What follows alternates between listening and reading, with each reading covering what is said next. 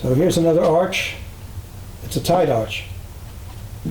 It's tied along the bottom with a string. How tight is that? Not very at all, because there's not much of a load on the top. Okay, now slide the whole thing this way so it's not close. Yeah. Okay, So, as we said before, when you add a load to an arch bridge, the ribs, these things, tend to move apart because they're getting pushed apart. And we tie it off so that they can't move apart from each other, which means the more load we place on top, the more tension gets put into the line. And we'll show you that right now, actually. So, with no load, you can see how loose the string is. go for it. So we start adding more of a load, the weight increases, the ribs are pushed apart more, so more tension gets put through. And you see how much tighter that is now. Good. Now all we have to do is figure out. How much? There you go. Okay, so number one, the big poster. Right over here. There we go. Okay.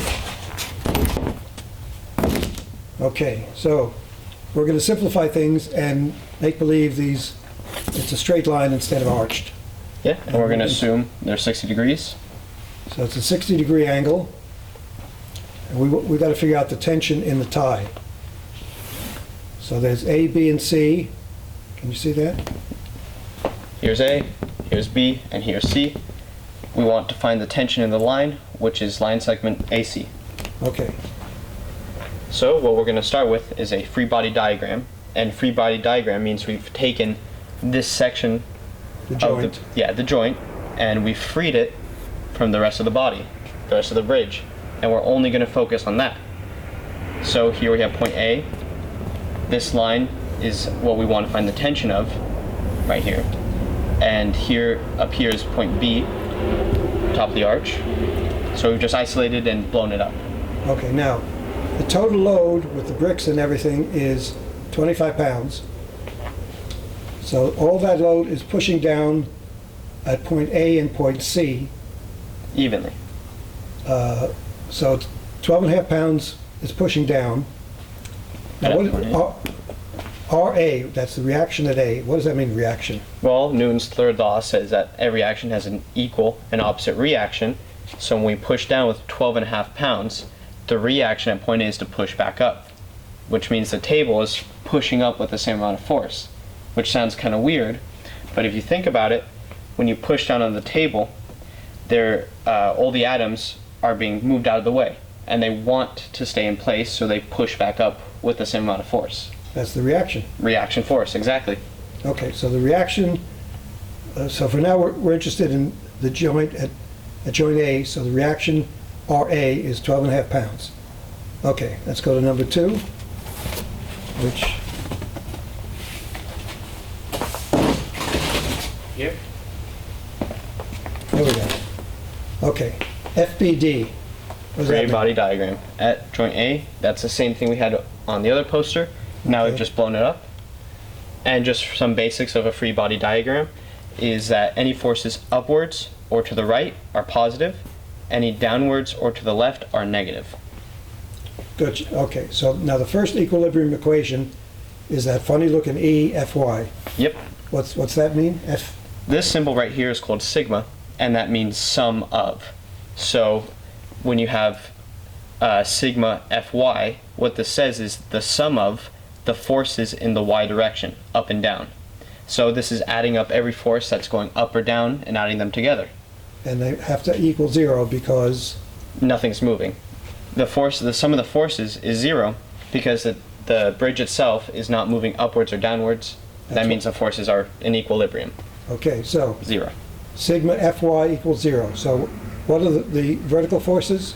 What's the first one? The first one is the reaction at point A, which we said is the table pushing back on the point A. So that's going up, that's vertical. Yep. And we Plus. have the force, the vertical part of FAB. So the force of A to B, there's a part of it that goes up, upwards or downwards, and that's the part we're going to look at. Okay, now how do we, and that's we call FAB sine 60. Yep. Now, we're gonna have to explain how we got sine 60. Yeah, so that force we just looked at is this line right here. And we can split that into a horizontal and a vertical component. Using trig. Okay, now, what's the definition of sine? Sine is the opposite over hypotenuse, and opposite means here's our angle we're looking at, in this case 60. We take the line opposite to it, over here, and adjacent is one right next to it, and hypotenuse is the last line. Gotcha. So, sine is opposite over hypotenuse. Yep, and just to rename it real quick, our opposite line is the vertical part of that force, and our adjacent one is the horizontal part of that force.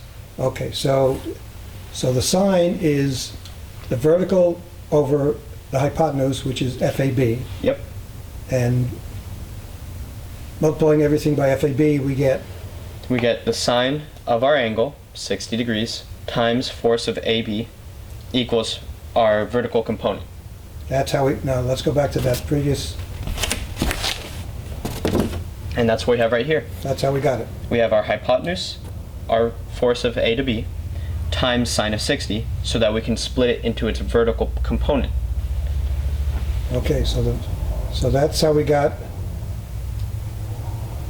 now, RA is 12.5 pounds, we know that from before, Yep, and we put that on the other side of the equation, so it became negative, yep. Originally it was positive because it's going upwards, and upwards is positive. right? And then when we moved it, it became negative.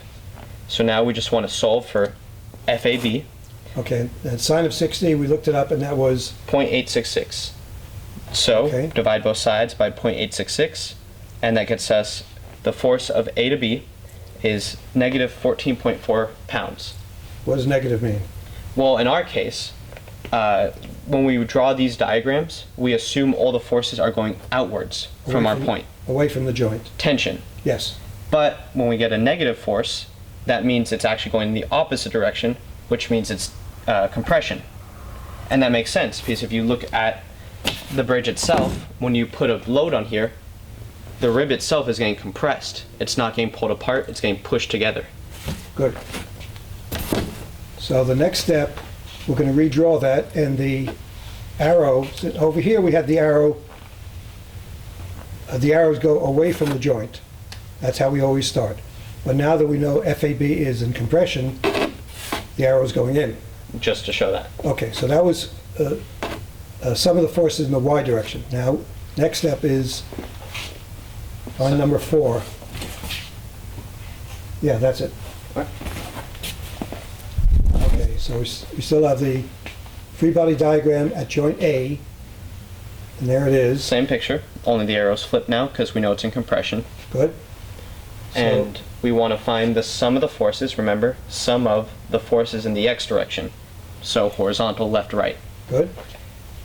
So the first one is FAB, which is we just figured that out, Yep. and it's negative, right? Yeah. There's a reason why. So if we look back at our previous diagram, this time we want to find the horizontal component. And we can do that with cosine, which is adjacent over hypotenuse. And we can rename that, remember, horizontal and force of AB. So the same way we got sine, we just solve for horizontal, and that gets us FAB cosine of 60. Okay. So that's the horizontal component of the force AB. And then the other horizontal force is, Our tension in the line, which is what we want to find out. it's FAC. Yep, so Okay. we can plug in the stuff we know. So FAB is 14.4 pounds. We figured it out from before, right? Yep.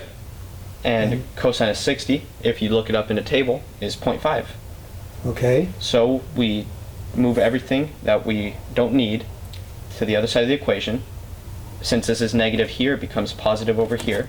Good. Multiplied by 0.5, that means the force at AC, our line, is equal to 7.2 pounds.